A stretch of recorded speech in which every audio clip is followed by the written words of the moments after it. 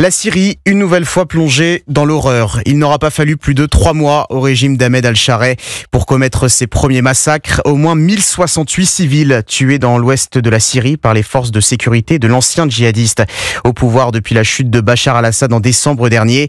La majorité des victimes sont membres de la minorité alaouite dont est issu le dictateur déchu. Antoine Bienvaux, les opérations lancées en fin de semaine dernière sont désormais terminées. Oui, le régime syrien a annoncé ce matin la fin de ce qu'il qualifie lui-même d'opération militaire lancée jeudi dernier.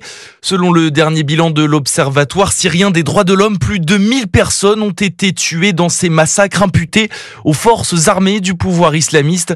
Parmi les victimes, on dénombre en grande partie des membres de la minorité alaouite, mais aussi des chrétiens d'Orient et des Kurdes.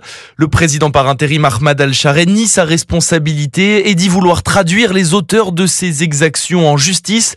Un discours de façade selon Fabrice Balanche, géopolitologue et spécialiste de la Syrie. Aujourd'hui, il continue à avoir ce discours pacifique en disant que ce sont des éléments incontrôlés, qu'une commission d'enquête va être mise en place pour juger les coupables, etc. Mais il n'en saura rien. C'est du vent tout ça. C'est juste pour se justifier et éviter que le processus de normalisation avec l'Europe, avec les États-Unis ne soit remis en cause. Car depuis ce week-end, la communauté internationale a en effet largement condamné les massacres observés dans le pays.